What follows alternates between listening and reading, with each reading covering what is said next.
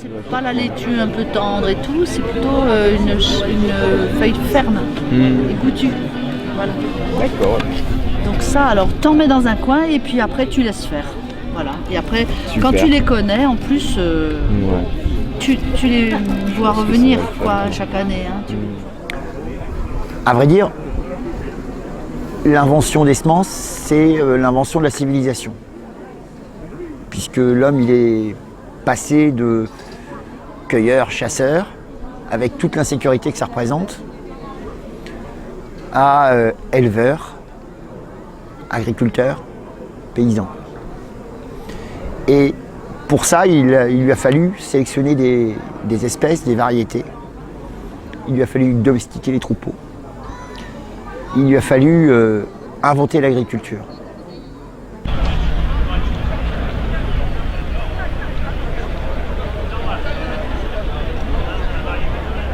On sait par exemple qu'entre la graminée qui est devenue le blé et le blé qu'on cultive aujourd'hui, il s'est passé plusieurs centaines d'années de sélection. Il s'est passé plusieurs milliers d'années de diffusion. On est parti du croissant fertile. Et puis le blé a colonisé toute l'Europe occidentale, l'Afrique, l'Asie, et puis il s'est répandu partout dans le monde. Et le climat du croissant fertile, c'est pas celui qu'on a en Norvège, ou en Amérique, ou en Asie. Donc il a fallu au fur et à mesure acclimater toutes ces variétés. On a fait les croisements. Les croisements se sont faits naturellement. Et aujourd'hui, il y a des dizaines de milliers d'espèces de blé. Pour ne parler que du blé, bien sûr. C'est pris, voilà, il y a 5. Salut. Et donc, Il y a 5 cagettes différentes parce qu'il y a 5 variétés de blé différentes. Ah oui. Vous voyez, il y a les 5 petits bols de farine là, où il y a les noms des variétés. Il y a de la Touzelle, du Trémy, du Ralais, du Rouge de Bordeaux et du Capot. Oui, c'est ça. On mélange avec du Priveno. Et on a utilisé ces 5 variétés de blé différentes pour faire les pains. De façon séparée, pour pouvoir goûter après, voir les différences de couleurs, les différences de levée, Faut nous regarder comme il est parti celui-là. etc. etc. Le 1. Ouais. Donc vous pouvez déjà passer devant les 5 cajots pour goûter, pour voir les différences d'un à l'autre. Espèce de blond cassé, vous pouvez acheter en effet l'un ou l'autre.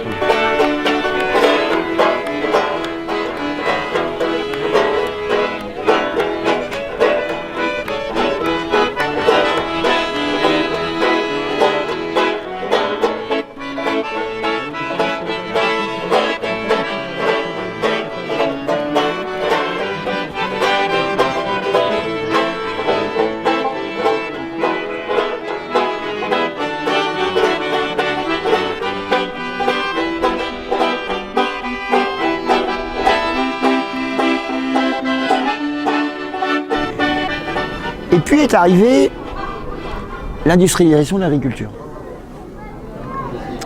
On a déraciné les haies pour faire passer des machines. Et on a fait des labours profonds de plus en plus. Et on a découvert des produits chimiques qui faisaient pousser encore plus vite, qui donnaient des productions encore plus importantes. Et les semences se sont adaptées à tout ça. Enfin, elles ne sont pas adaptées toutes seules. Il a fallu qu'on les pousse un petit peu dans leur retranchement. Il a fallu qu'on les trafique un peu. Et on a joué un peu à l'apprenti sorcier avec les semences. On leur a demandé de plus en plus. Elles produisent 10 fois plus, comme ça. Mais il faut 10 fois plus d'engrais chimiques. Et pourquoi pas 100 fois plus? Et pourquoi pas 1000 fois plus? Et où ça va s'arrêter tout ça? Et on a oublié ce qu'était une semence, en fin de compte. On a oublié qu'avant tout, c'était un paysan qui avait besoin des semences qui s'adaptent à son terroir. Sachant qu'un terroir, c'est un climat, une terre et un savoir-faire. Et normalement, ça se mange quand ça commence à pencher, à perdre de l'eau. Et là, celle-ci, elle reste accrochée à l'arbre, elle tombe pas. Donc l'avantage, c'est qu'on peut attendre et on a vraiment quelque chose de concentré en goût. Et c'est tardif comme... Non, ça doit être mi-septembre, fin septembre. C'est assez précoce, on va dire. Ok. Parce que le plus précoce, c'est fin août ou... Les saisons où le printemps est vraiment chaud, c'est 20 août. Et là, par exemple, le printemps n'a pas été chaud, donc ça a rattrapé un peu, mais pas beaucoup. Donc on a quand même 10 jours de retard. Depuis 15 ans, on reprend l'initiative en se constituant en maison de semences paysannes. C'est une initiative qui est venue d'Amérique du Sud, du Brésil principalement. Et qui est arrivée en France, je dirais, il y a 20 ans à peu près.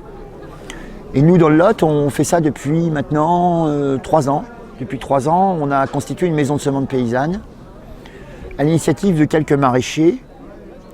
Mais il y a eu tout un travail de fond qui a été fait depuis des années avec des paysans boulangers, avec des paysans qui ont aussi retrouvé des fourrages pour le bétail. Ça concerne tous les pans de l'agriculture en fin de compte, où aujourd'hui par exemple il y a des paysans boulangers qui n'achètent plus leur levain mais qui le font eux-mêmes. Vous avez le levain d'une ferme qui ne correspond pas à celui d'une autre. Et c'est ce qui fait que le goût du pain d'une ferme n'a pas celui du goût d'une autre ferme alors que ce sont les mêmes blés. Même chose pour le fromage, même chose pour le vin, même chose pour la bière, même chose pour tout ce que nous consommons en fin de compte. Mais tout ça, ça se fait ensemble. Parce qu'on a constaté que une semence, elle a aussi besoin d'être dépaysée, de changer de terroir pour retrouver de la vigueur, pour retrouver de la jeunesse.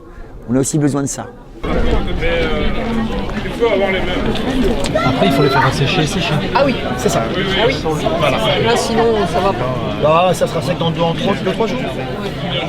Là, il fait beau, ça sèche ce soir. Ça sèche à l'air libre normalement. On les conditionne comment?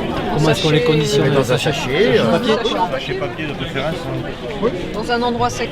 D'accord. C'est avec un abri de la lumière. Oui, tout bêtement. Mais dans un endroit sec, c'est important. On expose donc des variétés de légumes population et de légumes paysannes qu'on a produits ici dans le secteur.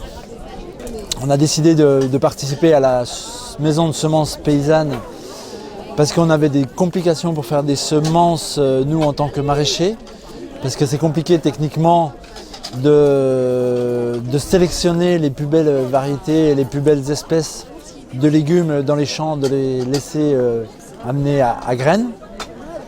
Simplement parce que nous on est maraîchers, il faut qu'on tourne et c'est très compliqué de laisser 1, 2 voire 3 plantes pour faire de la graine au milieu de tout le jardin. Donc avec plusieurs collègues, quand on avait cette problématique là et on s'est dit pourquoi pas demander à des jardiniers amateurs de venir faire la semence pour les jardiniers professionnels. Merci, bonne fin d'après-midi.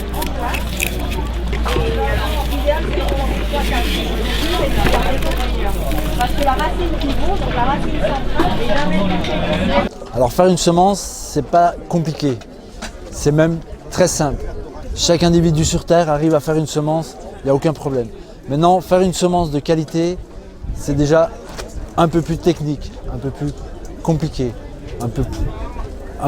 juste un peu plus compliqué. Donc effectivement, il faut, pour que nous, en tant que maraîchers professionnels, on accepte des semences, il faut qu'elles soient de qualité excellente. Des concombres, des tomates, des courges, des courgettes, toutes les plantes potagères sont là. Potimarron, voilà, des aromatiques. Des membres de l'association Oxygraine produisent de la graine pour la maison de la semence paysanne. Donc, voilà, c'est tout simple. La maison qui nous fournit, elle, donc déjà de la graine pour démarrer. Donc voilà, avec fiche technique et tout ce qu'il faut pour pouvoir les reproduire correctement. C'est chaque fois que je dirais qu'un éleveur, par exemple, est obligé d'acheter des semences de maïs, en fait, il va être un peu contraint et forcé d'acheter des hybrides. Et ça veut dire qu'en fait, il va payer cette semence fort chère, à 220, 230 euros par exemple par hectare. Et souvent, en plus, bon, il n'aura pas le choix de trouver des variétés de maïs population.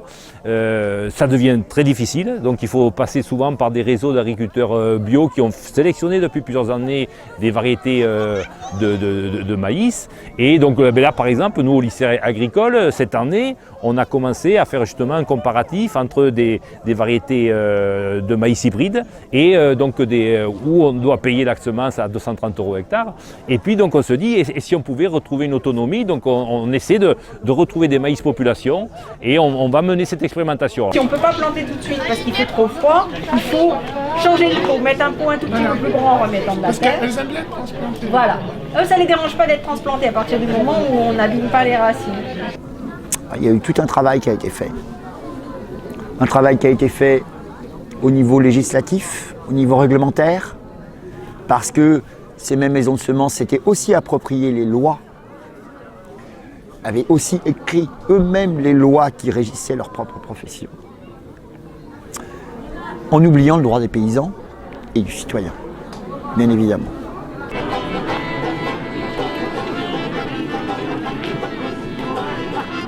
Ce qu'on appelle le maïs population, ce sont des variétés traditionnelles, des variétés paysannes qui ont été, je dirais, jusque dans les années 70, utilisées par les agriculteurs. Et en fait, on a perdu ces variétés à partir du moment où, je dirais que les grands groupes de semences ont créé de par eux-mêmes ce qu'on appelle donc ces variétés hybrides qui sont supposées, c'est vrai, parfois arrivent à produire plus, mais on est obligé après, je dirais, d'avoir tout un cheminement d'intrants pour arriver à des forts rendements. Et puis la conséquence chaque fois pour l'éleveur, quand même celle-là elle est déterminante, c'est qu'il ne peut plus réutiliser ses semences l'année d'après. Donc en fait chaque année, il est obligé de repasser par la coopérative d'achat, etc., où il va racheter ses semences. Et c'est un vrai souci parce que c'est vrai qu'on pourrait le dire aussi, c'est que les techniciens qui viennent conseiller souvent les agriculteurs sont des techniciens de coopératives qui viennent aussi vendre leurs produits et qui ont leur revenu qui est un peu aussi lié aux semences et aux intrants qui vont être vendus. Donc je dirais quelque part, souvent, l'agriculteur a du mal à avoir une certaine distance et un certain choix, un choix de liberté pour pouvoir choisir autre chose que ce qui lui est conseillé. Et je donne aussi un autre exemple, c'est par exemple pour les céréales, que ce soit l'orge, le blé, etc. Actuellement, on est obligé, je dirais, par les modes de sélection, on a eu des variétés qui sont de plus en plus sélectionnées pour produire beaucoup, mais qui ont perdu toute leur résistance aux maladies. Et donc en fait, sur son chemin de culture, je dirais, l'agriculteur est obligé, pour des semences, de remettre plus de fongicides, plus d'insecticides aussi. Et finalement, donc là aussi, ce sont des charges qui fait que en fait, c'est plus élevé à l'hectare. Et c'est un système où finalement l'agriculteur est un peu pris, il n'a pas grande liberté. Non, c'est surtout qu'elles ont le noyau adhérent. Elles sont plus, c'est les dernières. Ça, c'est la paville avec le noyau adhérent. Donc là, on commence à approcher l'autonomie alimentaire d'une région. On commence à l'approcher. On va s'en approcher de plus en plus jusqu'à ce qu'on soit, on l'espère, dans quelques années complètement autonome en semences. C'est notre projet en maison de semences paysannes. C'est un défi. C'est un défi qu'on n'est pas sûr de relever, mais qu'on va essayer de relever. Tout le monde nous dit que c'est pas possible. Et vu qu'on nous dit que c'est pas possible, ben nous on va essayer de le faire.